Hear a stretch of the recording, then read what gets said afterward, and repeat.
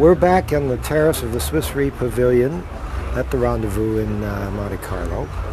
And we're going to be speaking with Jayne Plunkett, who is the head of Casualty for Swiss Re, formerly the head of Casualty for Swiss Re in Asia. And she's going to tell us a little bit about the casualty market and some of her experiences that she's had. You want to start with those, or where do you want to go first? Well, I'd say I've worked in a few markets around the world, and I think it's always interesting to look at the different dynamics that you have in those markets and how they relate to casualty business, which includes, for Swiss Re, we call casualty motor plus all the liability lines. Okay. So it gives us a different dynamic into the cultures of those different countries and how maybe claims are settled differently and how people think about liability coverage in those different markets. So it's been a good experience for me to move from the U.S. and then to Asia, and now I've moved to Europe, so I get to experience kind of all three regions, so to speak. And casualty has actually it's been fairly flat over the last, I don't know what the period of time is, but I'm hearing that it is actually becoming, the market is hardening a bit and the demand is increasing. You want to comment on that? I think what we see, and particularly in the U.S. casualty, but also other liability lines, is that there's macroeconomic factors at work. So the interest rates that companies can earn has been pretty depressed for quite many years now, and it's only so long that you can think about the investment income you make. You also have to make an underwriting profit. So I think that helps to drive up the rates over the last few quarters with regard to casualty business. And then I think on top of that, you have, looking at the older years, you have reserve releases, which are now kind of flattening out a bit from what they've been over the past few years. So I think these two factors alone drive the prices a little bit up for casualty primary rates. Okay. And what about demand? Is that increasing a bit too, or?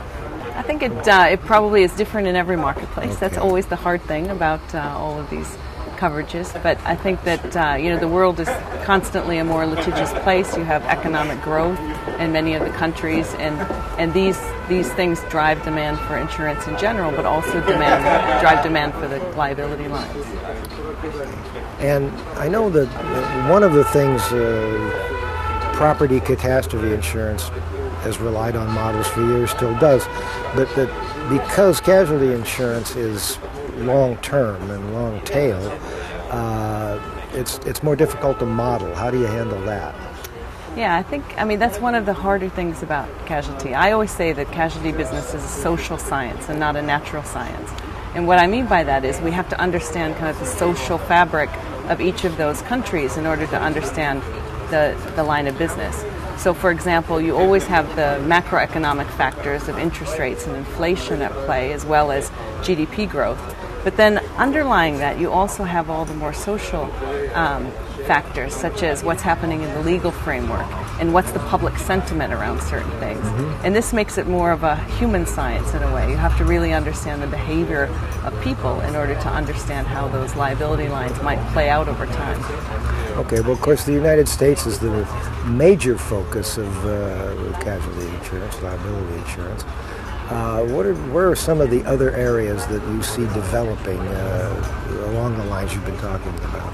I mean, I think motor insurance is the most important line in many of the markets for most of the primary companies, particularly if we look at emerging markets, because having a car is one of the first things you have in those countries. So the motor market is always an important line of business for our clients, and then certainly for us as well, because it's one of the biggest pieces of the portfolio. Okay. So that's clearly developing in countries as people become more wealthy, then they can buy a car, and so we see this growth in motor business around the world, particularly in the emerging markets.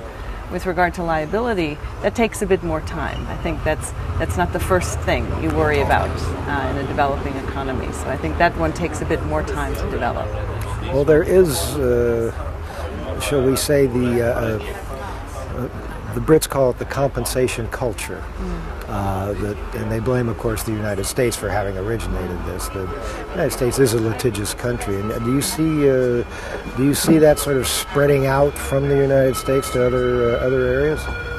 I think it depends, So maybe maybe we might see pieces of it to spread, but I think I hope that no one patterns their compensation system after the U.S. market. I think a lot of people have learned a lot from the U.S. market, and I think it's more than just understanding that piece. I think we really have to understand the culture of the people that live in the country, and to what extent do they want to, settle claims with each other instead of creating more of a third-party system. So I think really understanding the culture in each country is the first important step before worrying about the actual coverage or the liability system.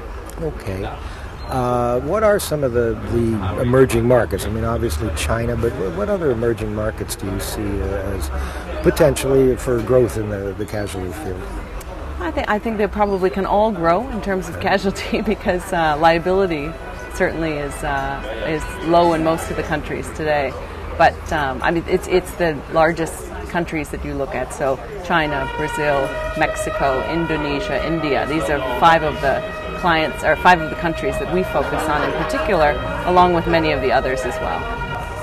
How long have you been with Swiss Re? I've been with Swiss Re since 2006.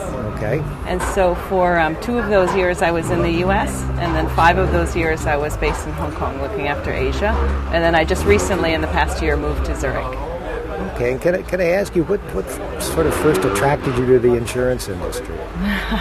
Well, actually, I knew I'm an actuary by training. Okay. And I knew an actuary when I was growing up, and I thought she had an interesting role, and she was doing business with mathematics, and I thought that was an interesting combination. So I talked to her and learned a little bit more about what she did, and the rest is history, I guess. Okay. And you're enjoying it, I assume. Yeah, I enjoy it because Good. I think it's always something different happening in our industry. I think in casualty in particular, because of this social science nature, we have an extra challenge in terms of, I think that the past is not always a good indicator of the future in our business. So we use a lot of techniques that look into the past to predict the future. And what we want to do going forward, particularly at Swiss Re, but I think we should do within the industry, is spend more time looking at the future impacts into the liability claims and spend more time on kind of forward-looking models and calibrating our models for future events instead of spending so much time looking at the past. Yeah, I guess, well, with the social dynamics, they're constantly changing, aren't they? Constantly changing, yes. So you have to really have a sort of feed on the almost a feed on what's happening in the industry all the time and what's happening in terms of the social climate of each major country. Yeah, and then you multiply it by the number of countries where Swiss Re actively does business, and it must be quite a challenge. It's quite a challenge, but it's still fun. Good. Glad to hear it. I have to ask you the question about whether this debate over the increased presence of alternative capital, will that affect the casualty lines at all, or if so, how? So far, most of the discussion's been around the property lines. And that's been pretty well covered, I think, at this conference. It's been over-covered. With regard to casualty, I think, I'm sure discussions are happening and it's not being completely neglected. But there is a different element to certainly the longer tail liability business where it's just very complicated. It's complex. You need to know how to underwrite those risks. And they're very long tail. Mm-hmm. So they stay around for many, many decades, and you have to be willing to pay that claim, 30, 40, 50 years in the future. You actually paid claims from 50 years ago? We have. We just paid a claim last year from 1950. So we pay claims for a long time. But, that's one of the benefits of having 150 years of history. That's true. Is that we expect to be here for another 150 years and many more than that. So that's one of the benefits, I think, of Swiss Re. Yeah, and actually, because of the long-tailed nature of casualty, you really, if you want a reinsurance policy that's going to still be around 50 years from when it's written, you sort of have to make sure that the company that wrote it is still around, no? Well, that's what I think. Yes, I'm sure that's what most people at Swiss Re think. Do you see any sort of, I would call them, we talked about liability, we talked about motor insurance, any sort of additional lines that could go into the casualty field, like new types of insurance? Well, I think, we're always listening and thinking about what could be new around the corner. There's a lot of discussion in the industry now, as you know, around cyber insurance and how that looks going forward. So I think that's one of the interesting topics everyone has. But there will always be more, and that's one of the fun things about our industry. Aside from coming to great conferences like this, we also have plenty of work to do. You enjoy the rendezvous? Well, yes, it's what's not to enjoy. It's very exhausting, but it's fun in the end. It is fun in the end. Well, Jayne, it's been a great pleasure talking to you. I'm glad to hear that the casualty business is going strong, and hopefully it will continue to do so. And I thank you very much for your time. Thank you very much. It's my pleasure.